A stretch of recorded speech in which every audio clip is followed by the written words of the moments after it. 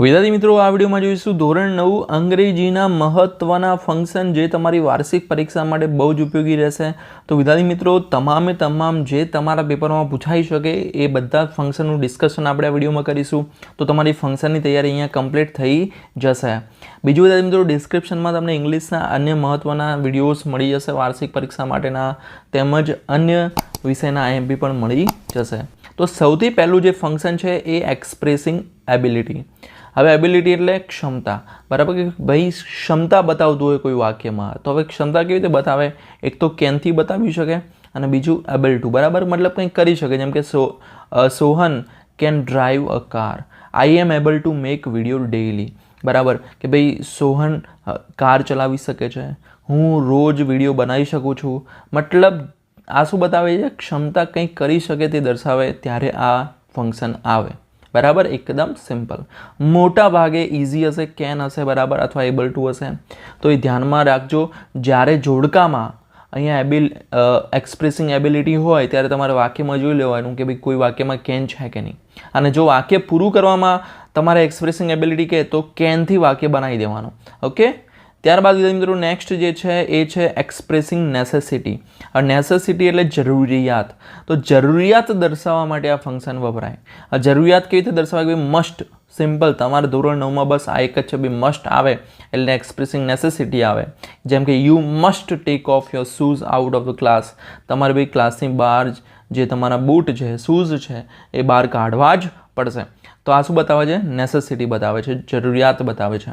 ત્યારબાદ frequency of action, આ બી પૂછાશે, 1 માર્ક્સનો question તમારો આ ફંક્શનનો હશે જ। તો આ શું બતાવે? તો ભાઈ કોઈ ક્રિયા કેટલી વખત થઈ રહી છે તે દર્શાવવા માટે તમારે યાદ શું રાખવાનું? ઓલવેઝ આવે કે ઓફન આવે અથવા યુઝ્યુઅલી આવે અથવા નેવર આવે અથવા સમટાઈમ્સ આવે, આમાંથી એક હશે જ। જો આમાંથી એક હોય અને સામે તમને ફ્રીક્વન્સી ઓફ એક્શન આપેલું હોય ઓપ્શન, તો આ જ જવાબ તમારો આવશે। જેમ કે સ્નેહા ઓફન પ્લેસ ક્રિકેટ, બરાબર કે ભાઈ સ્નેહા ઘણીવાર ક્રિકેટ રમે છે। યુઝ્યુઅલી, બરાબર, પછી આ ટાઈપના હોય ને મતલબ શબ્દો, તો તમારે સમજી લેવાનું કે શું આવશે? ફ્રીક્વન્સી ઓફ એક્શન, ઓકે, એકદમ ઇઝી, સમજી ગયા। ત્યારબાદ વિદ્યાર્થી મિત્રો ચોથું ફંક્શન એક્સપ્રેસિંગ ઇમોશન। હવે ઇમોશન એટલે લાગણી। તો લાગણી બતાવવા માટે આ ફંક્શનનો ઉપયોગ થાય। તો વાક્ય કેવું હશે? ઉદ્ગાર વાક્ય હશે, અને અહીંયા તમને જેમ કે આઈ એમ સો હેપી, આઈ એમ સો સેડ, એ ટાઈપના વાક્ય હશે। એકદમ ઇઝી ફંક્શન છે, બરાબર। એક પણ માર્ક્સ આનો જવો જ ના જોઈએ, જો આ પૂછાય તો આવડવો જ જોઈએ, બરાબર। અને હવે આવડશે ને તો નીચે કમેન્ટ કરો કે સર હવે ફંક્શન આવડશે, અને વિડીયો લાઇક કરજો।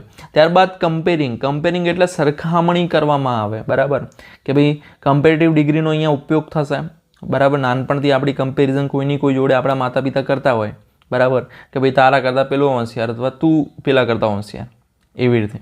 તો elephant is bigger than cat, જેમ કે, તો આ તો એકદમ ઇઝી ફંક્શન છે, તમને આવડશે।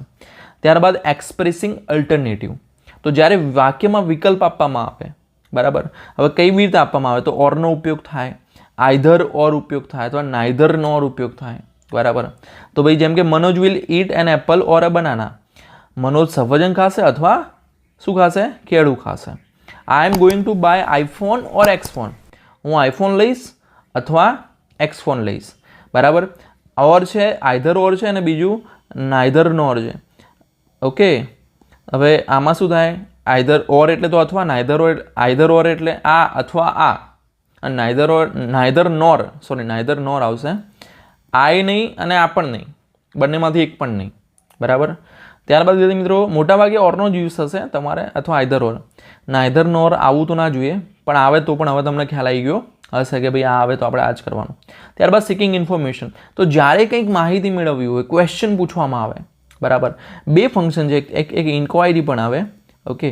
તો ઇન્ક્વાયરી બંનેમાંથી એક જ હશે, બરાબર, ઓપ્શનમાં બી કોઈ ટેન્શન લેવા જેવું છે નહીં કે ભાઈ બંને ભેગા નહીં હોય। તો જ્યારે આવું પ્રશ્નાર્થવાળું વાક્ય હોય તમારા જોડકામાં, તો તમારે સામે જોવાનું ભાઈ સિકિંગ ઇન્ફોર્મેશન છે, ઇન્ક્વાયરી છે, જો છે તો એ ફંક્શન હશે, બરાબર। જ્યારે કંઈક માહિતી મેળવવી હોય અથવા પ્રશ્ન પૂછવામાં આવે ત્યારે આવશે। જેમ કે when will you subscribe my channel? Subscribe now, બરાબર, જવાબ આપો તમે સબસ્ક્રાઇબ કરો। Where do you live? તમે ક્યાં રહો છો, ઓકે, એ રીતે ક્વેશ્ચન પૂછવામાં આવે, બરાબર, એકદમ સિમ્પલ। હવે 2 ક્વેશ્ચનવાળામાં હોય તો ધારો કે હવે કેટલીક વાર એવું થાય કે 2 વાક્ય ક્વેશ્ચનવાળા આવી ગયા, તો પછી જોવાના બીજા ફંક્શન કયા છે, બરાબર। કોઈ બીજું કંઈ છે કે નહીં, બરાબર? તો એ જોવું પડશે, પણ મોટાભાગે એટલું મતલબ હાર્ડ પણ નહીં હોય, એટલે ટેન્શન ના લેતા. ત્યારબાદ ડિસ્ક્રાઇબિંગ પાસ્ટ ઇવેન્ટ, ભૂતકાળની ઘટના દર્શાવવા માટે આ ફંક્શનનો યુઝ થાય. વાક્ય કેવું હશે? ભૂતકાળમાં હશે, બરાબર? ભૂતકાળમાં વાક્ય હશે. ત્યારબાદ એક્સપ્રેસિંગ નાઇસિટીઝ, પ્લેઝન્ટ્રીઝ, આ બેમાંથી એક હોઈ શકે. હવે આ એકદમ ઇઝી ફંક્શન છે અને આનો પણ એક માર્ક્સ તમારો રોકડીયો છે. કેમ? થેન્ક યુ આવે, કોંગ્રેચ્યુલેશન આવે, સોરી આવે, ઓલ ધ બેસ્ટ આવે, તો આ ફંક્શન આવશે. સિમ્પલ. ત્યારબાદ વિદ્યાર્થી મિત્રો 10મું ફંક્શન ડિસ્ક્રાઇબિંગ પર્સન. પર્સન એટલે વ્યક્તિ, વ્યક્તિનું વર્ણન કરવામાં આવે ત્યારે આ ફંક્શન આવશે. ઓકે. હુ, હુમ, હુસ જેવા શબ્દો આવશે વચ્ચે. જો આ શબ્દો ના આવે તો કોઈ વ્યક્તિ વિશે વાત કરેલી હોય. The boy who is playing my brother, બરાબર? કે ભાઈ જે છોકરો રમી રહ્યો છે એ મારો ભાઈ છે. ઓકે, એ ટાઈપનો વાક્ય હોઈ શકે. વચ્ચે હુ હોય તો બેઠું તમને ખ્યાલ આવી જશે. બાકી વ્યક્તિ વિશે 2-3 વાક્ય લખેલા હોય તો સમજી લેવાનું કે ડિસ્ક્રાઇબિંગ પર્સન હશે. ત્યારબાદ શોઈંગ કોન્ટ્રાસ્ટ. કોન્ટ્રાસ્ટ એટલે વિરોધાભાસ, બરાબર? તો એ કેવી રીતે બતાવવામાં આવશે? ધો, ઓલ્ધો, બટ જેવા શબ્દોથી, બરાબર? જેમ કે though he is old, he is active. એ ઉંમર લાયક છે, ઘરડા છે, તો પણ એ એક્ટિવ છે. બંને વિરોધાભાસ છે, બરાબર? જેમ કે રાહુલ હોશિયાર છે, તો પણ પરીક્ષામાં ઓછા માર્ક્સ આવ્યા. તો આ બંને શું બતાવે? વાક્ય વિરોધાભાસ બતાવે છે. તો આમ બે વાક્ય આવી રીતે વિરોધાભાસ બતાવતા હોય તો શું આવે? શોઈંગ કોન્ટ્રાસ્ટ આવશે. ઓકે. હવે બીજું દાદી મિત્રો, આ ફંક્શન તમારે ધોરણ 10માં, 11માં, 12માં બધામાં કામમાં આવશે. ઓકે. તો એટલે એવું ના વિચારતા કે આટલા બધા ફંક્શન કરવાના, આટલું બધું કરવાનું, પણ કરવું પડશે. આ તો બેઝિક ફંક્શન છે. જો હાર્ડ તો હજુ હવે આવશે 10માં, 11માં. ઓકે. તો ડિસ્ક્રાઇબિંગ થિંગ એટલે વસ્તુ. તો જ્યારે વસ્તુનું વર્ણન કરવામાં આવે ત્યારે આ ફંક્શન આવે. હવે કેવા શબ્દો યુઝ થાય? તો વિચ, ધેટ જેવા શબ્દો આવે. અથવા ડાયરેક્ટલી આવું આવે, that is a beautiful flower, એ બહુ સુંદર ફૂલ છે. તો મતલબ આવું ડિસ્ક્રાઇબિંગ થિંગ આવશે એમાં. ઓકે. તો વસ્તુ વિશે વાત કરવામાં આવે ત્યારે ડિસ્ક્રાઇબિંગ થિંગ. ત્યારબાદ ડિસ્ક્રાઇબિંગ પ્લેસ, જગ્યાનું વર્ણન કરવામાં આવે, બરાબર? જગ્યા વિશે વાત કરવામાં આવે ત્યારે આ ફંક્શન આવશે. આ સિવાય એક્સપ્રેસિંગ મેનર છે. મેનર એટલે રીત, કોઈ ક્રિયા કરવાની રીત બતાવવામાં આવે, બરાબર? એંગ્રીલી. ઓકે. તમે જો નીચે વિડીયો જોયો હશે બીજો ફંક્શનનો, ઓકે, ડિસ્ક્રિપ્શનમાં મળી જશે, તો એમાં જોજો, એમાં વાત કરેલી જ છે. ત્યારબાદ એક્સપ્રેસિંગ પોસિબિલિટી, શક્યતાની વાત કરવામાં આવે ત્યારે આ ફંક્શન આવશે. ઓકે. તો આટલા ફંક્શન ખાસ તમને આવડવા જોઈએ અને આઈ એમ શ્યોર તમને સમજાઈ પણ ગયા હશે. તો વિદ્યાર્થી મિત્રો, ઓલ ધ બેસ્ટ એક્ઝામ માટે. ફરી મળીએ નેક્સ્ટ વિડીયોમાં. ત્યાં સુધી ગુડ બાય, ટેક કેર.